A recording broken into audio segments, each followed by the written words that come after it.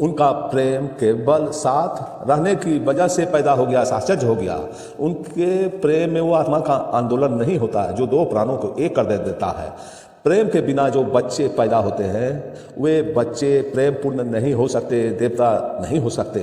उनकी स्थिति भूत प्रेत के ही जैसी होगी। उनकी जीवन क्रोध घृणा से भरा रहेगा। जरा सी बात फर्क पैदा करती है। यदि व्यक्तित्व की बुनियादी हार्मोनी लयबद्ध का नहीं है। शायद आपको पता ना होगा कि स्त्रियां पुरुषों से सुंदर क्यों दिखाई पड़ती है। शायद आपको ख्याल ना होगा कि स्त्री के व्यक्तित्व में एक राउंडनेस, एक सुडलता क्यों दिखाई पड़ती है, पुरुष के व्यक्तित्व में क्यों नहीं दिखाई पड़ती है। शायद आपको ख्याल में ना होगा कि स्त्री के व्यक्तित्व में एक संगीत, एक नृत्य, एक इनर डांस, एक भीतरी नृत्य क्यों दिखाई पड़ता है जो पुरुष में दिखाई नहीं पड़ता। एक छोटा सा कारण है, बहुत बड़ा कारण नहीं है, बहुत छोटा सा कारण, इतना छोटा सा कारण जिसे आप देख भी नहीं सकते। उतने छोटे से कारण तक व्यक्तित्व में इतना विभेद पैदा हो जाता है। माँ के पेट में जो बच्चा निर्मित होता है, पहला अणु, उस पहले अणु में 24 जीवाणु पुरुष के होते हैं, 24 जीवाणु स्त्री के होते हैं। अगर 24 दोनों जीवाणु मिलते हैं तो 48 जीवाणुओं का पहला सेल निर्मित होता है। 48 सेल से जो प्राण पैदा होता है वो स्त्री का शरीर बन जाता है। उसके दोनों बाजू 24 के होते हैं, बैलेंस्ड होते हैं, संतुलित होते हैं। पुरुष का जो जीवाणु होता है वो 47 जीवाणुओं का होता है। एक तरफ 24 होता है और एक तरफ 23 होता है। यही बैलेंस टूट गया और वो पुरुष हो गया। व्यक्तित्व का संतुलन, हार्मोनी टूट गया।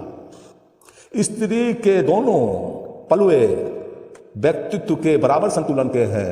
इसलिए सारा स्त्री का सौंदर्य, सुदृढ़ता, उसकी कला, उसके व्यक्तित्व का रस, उसका व्यक्तित्व का काप पैदा होता है। और पुरुष के व्यक्तित्व में जरा सी कमी है। उसका एक तराजू 24 जीवाणुओं से बना है। माँ से जो जीवाणु मिलता है वो 24 का बना है और पुरुष से जो जीवाणु मिलता है वो 23 का बना है। पुरुष के जीवाणु में दो तरह के जीवाणु होते हैं और 24 कोष्ठधारी और 23 कोष्ठधारी। 23 कोष्ठधारी जीवाणु माँ के 24 कोष्ठधारी जीवाणु से मिलता है तो पुरुष का जन्म होता है। इसलिए पुरुषों में एक बेचैनी जीवन भर बनी रहती है, एक इंटेंट डिस्कंटेंट बना रहता है, चिंताएं, बेचैनी, ये करूं वो करूं। पुरुष की जो बेचैनी है छोटी सी एक घटना से शुरू होती है। वो घटना है कि उसके एक पलवे में एक अणु कम है, उसका बैलेंस व्यक्तित्व का कम है। स्त्री का बैलेंस पूरा है, स्त्री की हार्मोनी पूरी है, उसकी लयबद्धता पूरी है। ये छोटी सी घटना इतना फर्क लाती है। हालांकि स्त्री सुंदर तो हो सकी लेकिन स्त्री जो है विकास नहीं कर सकती। जिसमें क्षमता है वो विकास नहीं करती। पुरुष का व्यक्तित्व विषम है, विषम होने के कारण वह दौड़ता है, विकास करता है, चांद पर जाता है, तारों पर जाएगा, खोजबीन करेगा, सोचेगा, विचारेगा, धर्म पर लिखेगा। लेकिन स्त्रियां ये सब कुछ नहीं करती। ना वो चांद पर जाएगी, ना वो धर्मों की खोज करेगी, ना ग्रंथ लिखेगी, ना विज्ञान की शोध करेगी, वो कुछ भी नहीं करेगी। उसके व्यक्तित्व में एक संतुलन है। संतुलन ही उसे पार होने के लिए तीव्रता से नहीं भरता। पुरुष ने सारी सभ्यता विकसित की एक छोटी सी बात के कारण, एक अणु के कम होने के कारण, और स्त्री सारी सभ्यता विकसित नहीं की है। उसमें एक अणु पूरा है। इतनी छोटी सी घटना इतने व्यक्तित्व का भेद ला सकती है। मैं इसलिए यह कह रहा हूं,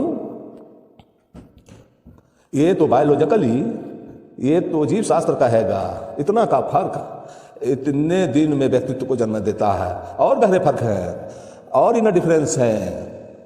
तो पुरुष और स्त्री के मिलने का बाद जिस बच्चे का जन्म होता है, उन दोनों व्यक्तियों में कितना गहरा प्रेम है, कितनी आध्यात्मिकता है, कितनी पवित्रता है, कितना फेयरफुल, कितने पास आए हैं, कितनी ऊंची आत्मा को वो आकर्षित करते हैं। ये उनके प्रेम पर निर्भर है।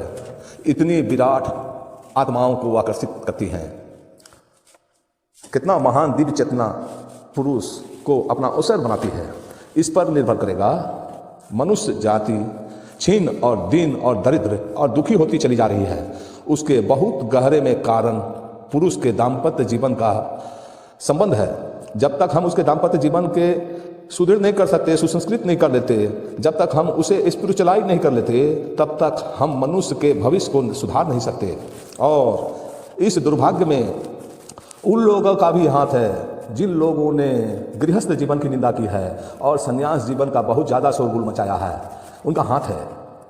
उनकी एक बार गृहस्थ जीवन कंडम्ड हो गया, निंदित हो गया, उस पर हमने विचार करना छोड़ दिया। नहीं, मैं आपसे कहना चाहता हूँ, संन्यास के रास्ते से बहुत ही थोड़े लोग परमात्मा तक पहुँच सकते हैं। बहुत थोड़े से लोग, कुछ विशिष्ट तरह के लोग, कुछ अत्यंत भिन्न तरह के लोग संन्यास के रास्ते से परमात्मा तक पहुँचते हैं। अधिकतम लोग गृहस्थ के रास्ते से और दाम्पत्य के रास्ते से ही परमात्मा तक पहुँचते हैं। और आश्चर्य की बात यह है, गृहस्थ के मार्ग द्वारा पहुंचना अत्यंत सरल और सुलभ है, लेकिन उस तरफ कोई ध्यान नहीं दिया गया।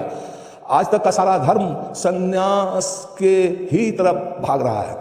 आज का पूरा धर्म व्यक्तित्व के लिए विकसित नहीं हुआ।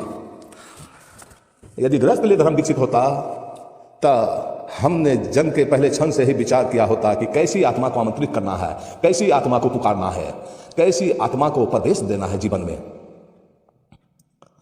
अगर धर्म की ठीक ठीक शिक्षा हो सके और एक एक व्यक्ति को धर्म की दिशा में ठीक विचार, कल्पना और भावना दी जा सके, वो 20 वर्षों में आने वाली मनुष्य की पीढ़ी बिल्कुल नया बनाया जा सकता है।